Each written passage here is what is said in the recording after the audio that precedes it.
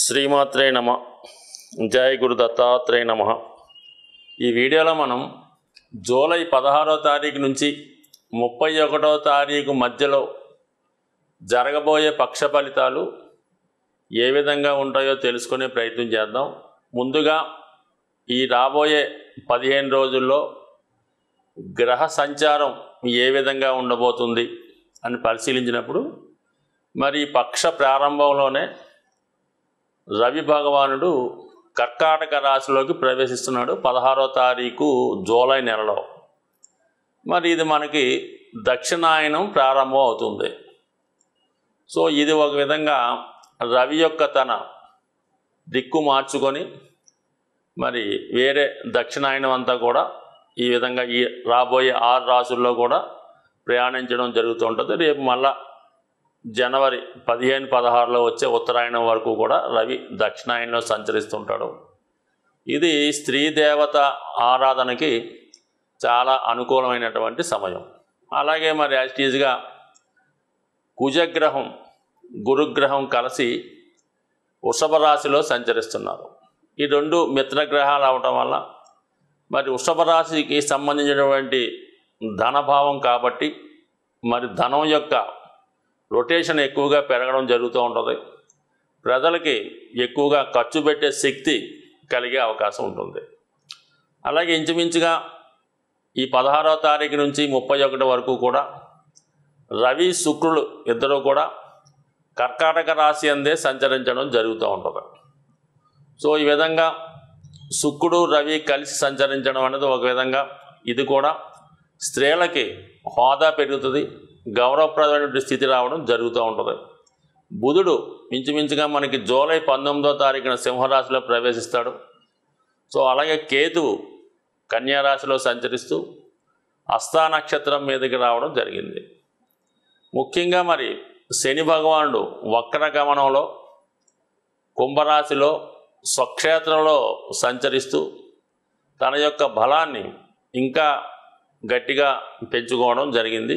ఇది కొన్ని రాశుల వారికి అనుకూలంగాను మరికొంతమందికి ప్రతికూలంగా ఉండే అవకాశాలు ఎక్కువగా ఉంటాయి. ఇక రాహు మీనరాశిలో సంచరిస్తూ మరి ఉత్తరాభాద్ర నక్షత్రం మీదకి రావడం జరిగింది. అది కూడా శనికి సంబంధించిన నక్షత్రం అవడం వల్ల మరి ఈ గ్రహాల కలయిక శని భగవానుడు అత్యంత బలవంతుడై ఉండడం వల్ల మరి ఈ మొత్తం మీద దేశంలో ఉద్యోగ వనరులు ఎక్కువగా పెరిగే అవకాశం ఉంది. పారిశ్రామిక రంగం అనుకూలంగా ఉంటుంది. అనేక ఉద్యోగాలు కొత్తగా రావడం వల్ల నిరుద్యోగ సమస్య చాలా వరకు పోయే అవకాశాలు ఎక్కువగా ఉంటాయి. అలాగే మరి ఈ బుధ శనిల యొక్క సమసప్తక స్థితి ఒక విధంగా నూతన వ్యాపార ప్రారంభాలు వ్యాపారాలు బాగా ఎక్కువగా జరిగే అవకాశం ఉంటుంది. ముఖ్యంగా గురువు రోహిణి నక్షత్రం మీద సంచరించడం, కేతువు హస్తా నక్షత్రం మీద సంచరించడం వల్ల మరి ఎక్కువగా దేవాలయాలు చాలా రద్దీతో కూడుకొని ఉంటాయి. ఎక్కువ మంది భక్తులు సమీపంలో ఉన్నటువంటి దేవాలయాలు కానీ దూర ప్రాంతంలో ఉన్నటువంటి దేవాలయాలు కానీ సందర్శిస్తూ ఉంటారు.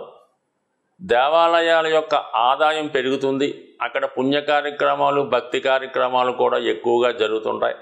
అలాగే ప్రజలు కూడా చాలా నమ్మకంతో భగవంతుణ్ణి అలాగే దేవతల్ని ఆరాధించడం వల్ల వాళ్ళకి కూడా తగు విధమైనటువంటి ఫలితం రావడం జరుగుతుంది.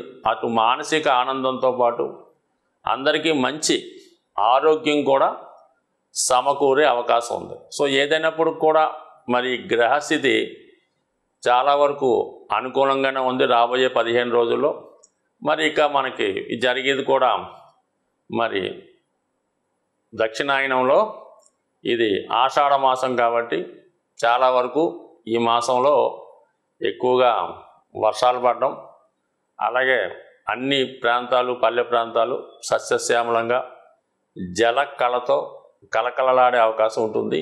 తులారాశి వారికి జూలై 16 నుంచి 31 మధ్యలో జరిగే ఫలితాలు పరిశీలించినప్పుడు మరి ఈ పక్ష ప్రారంభంలో దశమ స్థానంలో శుక్ర రవిల కలయిక, అంటే రవి దశమ స్థానంలో దిగ్బలుడై రాష్ట్రాధిపతి అయినటువంటి అష్టమాధిపతి అయినటువంటి శుక్రునితో కలిసి ఉండడం వల్ల జాతకుడికి ఈ పక్షంలో అనూహ్యంగా హోదా పెరగడం కానీ, అలాగే తన యొక్క పనిచేసే విధానంలో కొన్ని మార్పులు వచ్చే అవకాశం ఉంది.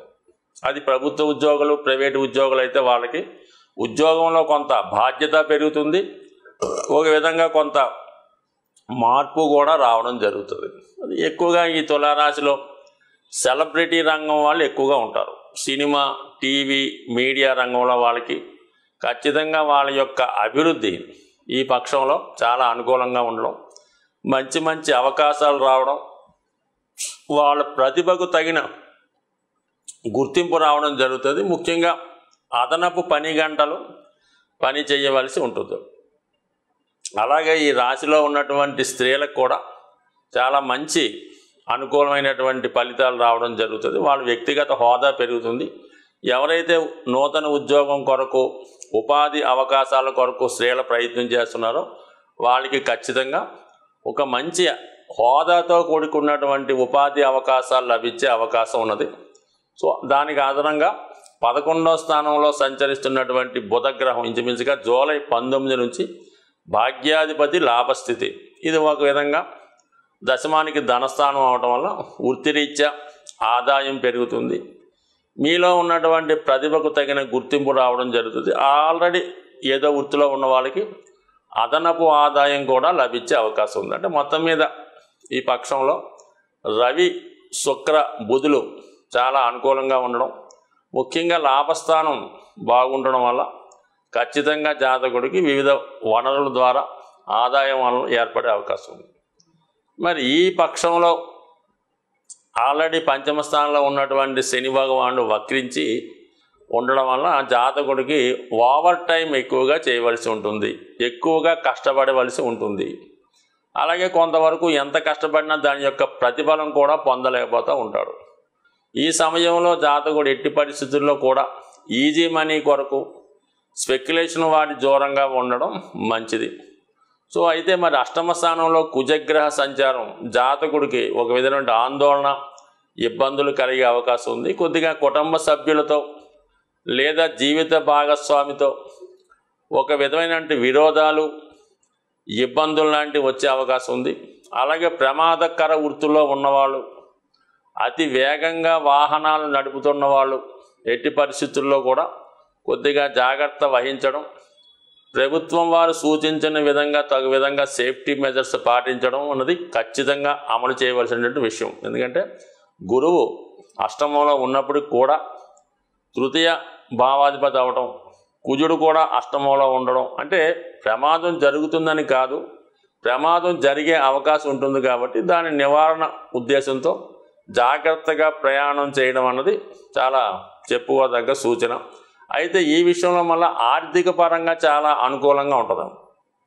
ధనాధిపతి అష్టమంలో ఉన్నప్పుడు జాతకుడికి ఆకస్మిక ధనలాభం కలిగే అవకాశం ఉంది. అంటే గురువు కూడా ధనకారకుడు, అదృష్టానికి కారకుడు. కాబట్టి ఏదైనా మీకు ఇన్సూరెన్స్ ద్వారా కానీ, చిట్స్ ద్వారా కానీ, ఏదైనా లక్కీ డ్రా ద్వారా కానీ అనూహ్యంగా మీకు ఆర్థిక పరంగా ధనలాభం కలిగే అవకాశం ఉంది. సప్తమాధిపతి కూడా ధనస్థానంలో ఉండడం వల్ల మీకు కానీ మీ జీవిత భాగస్వామికి కానీ ఇటువంటి అదృష్ట అవకాశం ఈ రాబోయే ఇంచుమించుగా 15 రోజుల్లో జరిగే అవకాశాలు ఉన్నాయి.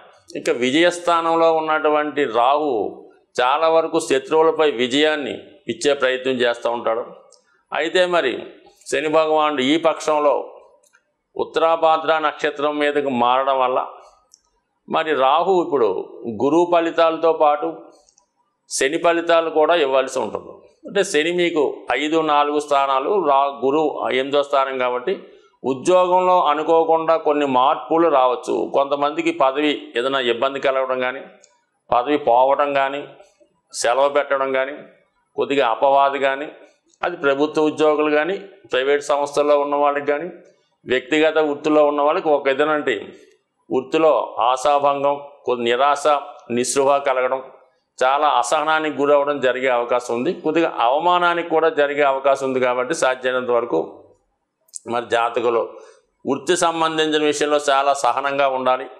ప్రయాణాలు చేస్తున్నప్పుడు కానీ ఎవరితోన్నా ఘర్షణ పడినప్పుడు కానీ జాగ్రత్తగా వ్యవహరించడం మంచిది. బట్ ఏదైనప్పుడు కూడా జాతకుడికి మరి ఈ పక్షంలో ఆర్థికపరమైన సక్సెస్ అనుకూలంగా ఉంది. వృత్తిలో అభివృద్ధి ఇబ్బంది అన్నది జాతకుడు గతంలో చేయనటువంటి పరిస్థితిని బట్టి ఉంటుంది. కానీ ఎక్కువ పని భారం మాత్రం పడే అవకాశం ఉంది. కానీ శత్రువులు మాత్రం మీరు తరచూ గమనిస్తూ ఉండాలి. ఎట్టి పరిస్థితుల్లో కూడా మీలో ఉన్నటువంటి బలహీనతలు ఇతరుల వద్ద చర్చడం వల్ల అవే మీకు ఇబ్బందిగా మారే అవకాశం ఉంటుంది. మరి ముఖ్యంగా ఈ పక్షంలో వస్తున్నటువంటి పండగలు అంటే ఇవి కేవలం పండగలే కాకుండా ఇవి జాతకుని యొక్క రెగ్యులర్గా వస్తున్నటువంటి సమస్యల నుంచి బయటపడే విధంగా ప్రతీ నెల కొన్ని వస్తుంటాయి. అందులో మహాశివరాత్రి, సంకష్టార చతుర్థి, ఏకాదశులు ఇవన్నీ ప్రతీ నెల వస్తుంటాయి.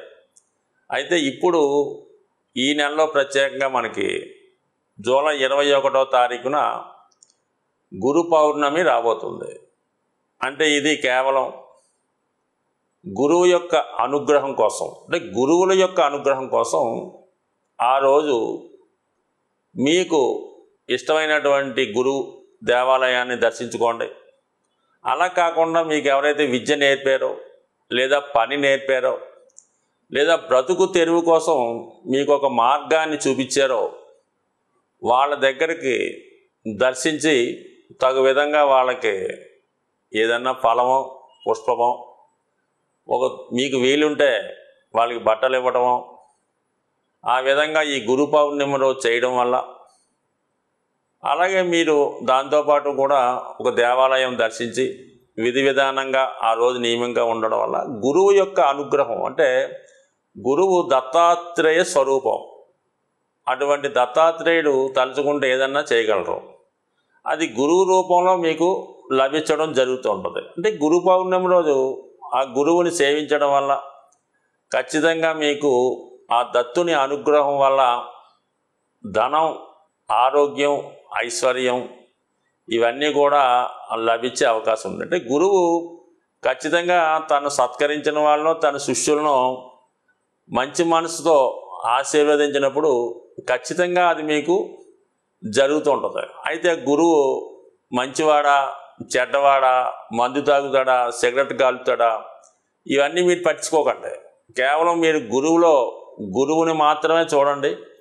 ఆ గురువుని గురువుగా సత్కరిస్తే కంపల్సరీగా మీకు ఒక మంచి మార్గం కలిగి న్యాయమైన బద్ధంలో మీరు అభివృద్ధి చెందే అవకాశం ఉంటుంది. అలాగే మరి ఇదే నెల 24వ తారీఖున సంకష్టహర చతుర్థి, అంటే సాధారణంగా పౌర్ణమి వెళ్ళిన 4వ రోజు వస్తుంటుంది కదా, మరి అది విఘ్నేశ్వరుడు సంబంధించినది. అలాగే జ్యోతిష్ శాస్త్రాన్ని ఎవరైతే సంపూర్ణంగా నమ్ముతారో, మరి జ్యోతిష్ శాస్త్రం మొత్తం ఈ పార్వతీ పరమేశ్వరుల అనుగ్రహంతో ఈ మానవాళికి లభించడం జరిగింది. వాళ్ళు మాట్లాడుకున్నటువంటి మాటలే నందీశ్వరుడి ద్వారా ఋషులు తెలుసుకొని ఈ శాస్త్రాన్ని రాయడం జరిగింది. అటువంటి శాస్త్రాల మీద, నవగ్రహాల మీద విఘ్నేశ్వరుడికి ఆధిపత్యం ఇవ్వడం జరిగింది. ప్రతి పనికి మనం ముందు వినాయకుడిని పూజించి ప్రారంభించుకుంటే ఓకే, కానీ ప్రతి పనికి అలా చేయలేం. కాబట్టి ఎవరైతే ప్రతి పనిలో ఇబ్బంది పడుతున్నారో, అభివృద్ధి ఆగిపోయిందో, ఆర్థిక పరంగా ఇబ్బంది పడుతున్నారో, ఉద్యోగపరంగా నష్టపోతున్నారో వాళ్ళందరూ కూడా సంకష్టహర చతుర్థి విధి విధానంగా చేసుకోవడం వల్ల, దగ్గరలో ఉన్నటువంటి దేవాలయంలో దర్శించి ఆ వినాయకుడికి పూజ చేసుకోవడం వల్ల జరుగుతుంది. ముఖ్యంగా ఇప్పుడు ఇది కేతువు కన్యా రాశిలో ఉన్నాడు. అంటే ఏదన్నా కన్యా, మిథున రాశుల్లో కేతువు కానీ కుజుడు కానీ ఉన్నప్పుడు వారి జన్మజాతకంలో ఖచ్చితంగా ప్రతి పని మధ్యలో అయిపోతుంటుంది. అటువంటి వాళ్ళు ఈ విఘ్నేశ్వరుని సంకష్టాల చతుర్థి రోజు పూజ చేయడం వల్ల వారి అడ్డంకులు తొలగి ప్రతి పని మరి ఏ అడ్డంకి లేకుండా ముందుకెళ్ళే అవకాశం ఉంటుంది.